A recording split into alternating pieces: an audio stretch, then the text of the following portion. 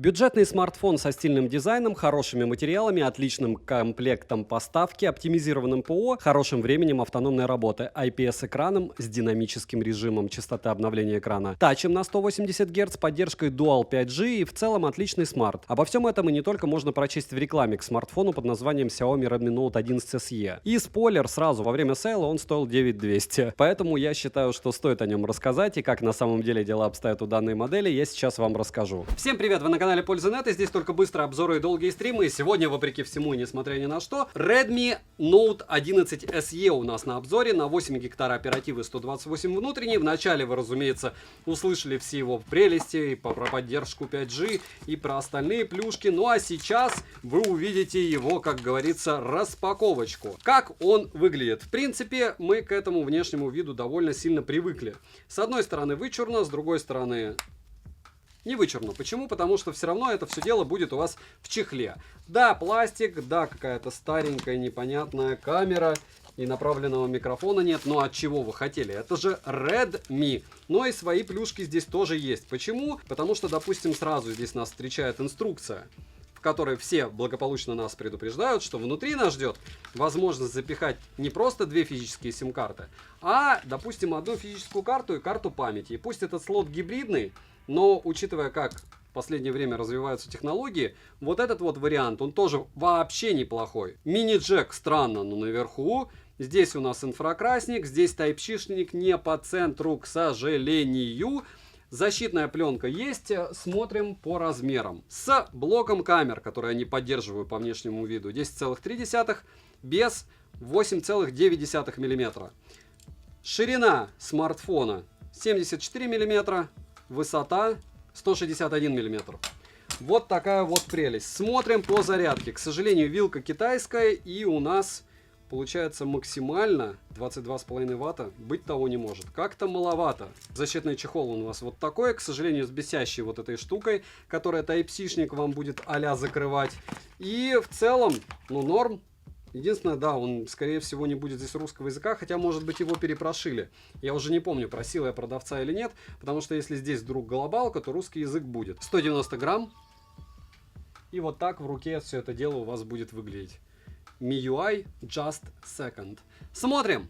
Розыгрыши моря. Подписываемся с колоколом. 5 Mi Band 6 серии разыгрывается, к слову, за лайк, подписку и комментарий к любому видео ежемесячно 30 числа на стримах у нас розыгрыш. Перейдем же к смарту. Приобрести данный смартфон можно в черной и голубой расцветке с оттенком зеленого. Дизайн 11 SE интересный. Выглядит он реально привлекательно для лоу-коста. Корпус выполнен из пластмассы, как и рамки. Тыльная часть глянцевая и очень маркая. В руке без чехла лежит удобно. Пользоваться одной рукой можно без проблем. Но не без чехла, он скользкий. Далее на корпусе расположили стандартную кнопку питания, качели регулировки громкости, разъем для зарядки. Type-C OTG версии 2.0 плохо, но как у всех. Микрофон один, основной динамик, один разговорный. Звучание здесь с сертификацией HRS Audio. Качество звучания неплохое. Также на борту расположили мини-джек и EK-порт, за что огромное спасибо. Официально защиты от пыли и влаги нет, что тоже неудивительно. Летим дальше. Xiaomi Redmi Note 11 SE оснащен IPS DOT дисплеем на 6,5 дюймов с разрешением 2400 на 1080 пикселей Full HD+. Матрица экрана абсолютно плоская, плотность пикселей 405 ppi, что очень хорошо, яркость 400 нит. При прямом попадании света на экран яркости экрану не хватает, но пользоваться в солнечный день смартфоном можно. Частота обновления максимум 90 Гц, ко всему этому есть еще динамический режим, тач 180 Гц. Тест на частоту дискретизации касания вы можете наблюдать на экране, он неплохой. Автояркость работает хорошо, так как установлен датчик освещенности на 360 градусов. Разблокировать экран можно при помощи сканера отпечатков пальцев, а также разблокировки по лицу. Работают данные способы разблокировки неплохо, подбородок заметный, как и вырез под фронтальный сенсор. Экран для повседневного использования однозначно подойдет. Цветопередача хорошая и не тусклая, но угол обзора минимальный, разумеется, IPS. Процессор установлен MediaTek Dimensity 700 с техпроцессом 7 нанометров и 8 ядрами. Максимальная частота у него 2,2 ГГц, графический процессор ARM Mali G57 MC2, интерфейс MIUI Globe на базе Android 11 версии. Оперативка здесь LPDDR4X на выбор 4 или 8 ГБ. Внутренняя память UFS 2.2 на выбор 128 ГБ. На Напомню, что расширить внутреннюю память здесь можно, вставив microSD. Та-да, и все, и проблем никаких. Имеется поддержка Wi-Fi 5 версии, поддержка 5G сети одновременно с 2 сим-карт, что нас вообще никак не волнует. 4G имеют 7-й бенд, 20-го нет, а вот это волнует, если вы очень уже далеки от цивилизации живете. Связь смартфон ловит хорошо, микрофоны отрабатывают неплохо, как и датчик приближения. Bluetooth версии 5.1, NFC смартфон не поддерживает это FL, но это low-cost, что вы хотели. GPS-тест в населенном пункте выдал точность до 1 метра, что стандартно для деменции. Емкость аккумулятора 5000 мАч. PC-марки выдал хорошие 8 часов 44 минуты. Тест я проводил при 100% яркости. Смартфон поддерживает быструю зарядку на 18 Вт. Беспроводной зарядки, разумеется, нет. Заряжается от 0 до сотки он у меня за 1 час 30 минут. За час просмотра видео на YouTube по Wi-Fi уходит 12% заряда. В играх смартфон показал себя хорошо, в среднем уходит 18% в час. Из датчиков на борту датчики приближения, датчик окружающего освещения, акселерометр, компас, гироскоп и сканер отпечатков пальцев. В тестах у нас он показывает в Geekbench 5 в сингл-коре 557, в мультикоре 1747, 3D Mark не проходит, вообще он залочен под него. Antutu выдал результат в 342 тысячи попугаев, 55-минутный стресс-тест прошел не с радужными показателями, но прошел и не перегрелся. Xiaomi Redmi Note 11 SE имеет основной сенсор на 48 мегапикселей и макрокамеру на 2 мегапикселя. Запись видео доступна в максимальном разрешении с основного модуля 1080p 30 fps. Оптостаба нет, что очевидно, а цифровая есть, но отрабатывает она не очень хорошо. Фронтальный сенсор на 8 мегапикселей, максимальное разрешение для съемки видео 1080p 30 fps. В стоковой камере есть небольшое количество различных режимов, что хорошо. Качество видео и фотосъемки не совсем мрачное, но для данной ценовой категории оно стандартное, скажем так. Короткие примеры вы сейчас увидите.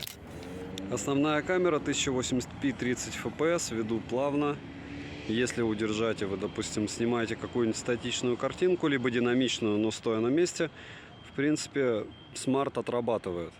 Логично, что если делать какие-то шаги и двигаться, ему уже плохо.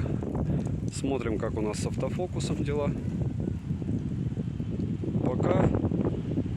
Пока все отлично, я бы сказал, заметьте. Xiaomi-то вообще очень сильно подтянули съемку за последние 2 года.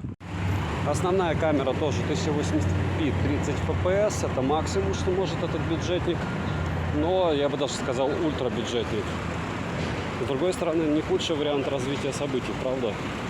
Если встать, опять же напоминаю, что съемка с одной руки, все очень неплохо. Немного неработающего фонтана. Если встать против солнца, улочка, плавно, одной рукой. Фронталка, если плавно. Видите, эти куски волос-то видны, не совсем плохая фронталка. Немного работающего фонтанчика. Как же без работающего. И вот здесь вечерком точно будет, как всегда, светить главное и лучшее место города. Пока не смеркалось, но уже вечер близко. Такие улицы, если со света снимать. Вот такие, если в приличном и привычном для нас теньке. Видите, даже объекты можно снимать. Мне бы 5 лет назад такой смартфон, ролики были бы лучше, чем с D31 2.0. Да-да-да. И основная масса людей все равно смотрит в 1080p 30-60 fps. Хотя, возможно, вы как раз сейчас смотрите ролик в 4К. С автофокусом, правда, легкая беда, но все это можно резать и кропать. Немного хардкора. Улочки под таким приличным уклоном. Наверное, под градусов так 45. Может быть, даже и побольше местами. Солнышко и стаб, наверное, сходит с ума. Зато вы знаете, как брать смартфон, который будет не жалко потерять где-нибудь в отпуске, правда? Немного еще раз камера. Уже почти все. Села. И еще немного заката и растений. Вот так снимать уже полегче, когда солнца меньше, правда?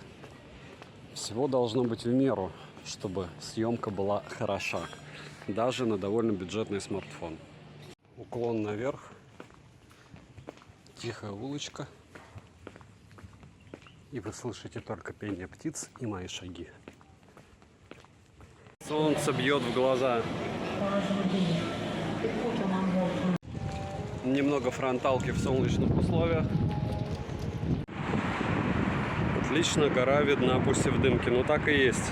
То есть визуально вы видите то же самое, что и я. Сейчас солнце, на которое я смотреть не могу, и немного потока машин. Вечерняя съемка. 1080p и 30 fps, немного фронталки, свет бьет на меня, теперь свет бьет фронталку, и сейчас вы видите Rolling Shutter Xiaomi в своем репертуаре, правда? И даже говорить ничего не хочется. Ну что делать? Приходится. Может быть, как у Motorola, отключу здесь стабилизацию, которая так и не особо... Нет, видна, кстати. И Rolling Shutter не будет. Отключил стабилизацию изображения. И впрочем, смотрите, как в Motorola, которая стоит далеко за 40, так и в смартфоне, который стоит в 4 раза дешевле, Rolling Shutter исчез вместе со стабилизацией. Что примечательно для того места, откуда я приехал, у нас подобные штуки являются платными, а здесь бесплатно. То есть можешь кататься вниз-вверх сколько душе угодно. Так, сейчас включена стабилизация на основной камере. Мы смотрим с основной, получается. Это не ультрабюджетник, это просто бюджетник от Xiaomi в 1080p. И против солнца, по солнцу. На этих штуках можно несколько часов, кстати, кататься. Но довольно безлюдно. Вон там счастливые люди, которые уже скатались, выходят. Но можно и 2 часа. Солнце со спины, можно снимать минарет вот так, спокойненько, с 2 рук. Вот теперь солнце в лицо. Немного съемки с одного места.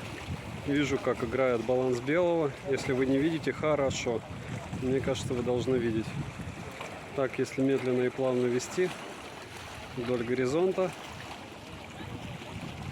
Да, очень плохо видны горы, но видны кое-как.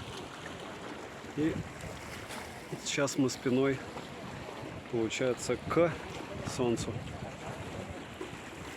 1080p 30 fps. Съемка с одной руки, и если остановиться и опереться, и он не упадет, надеюсь, то будет съемка у вас примерно такая. Солнечный день против солнца.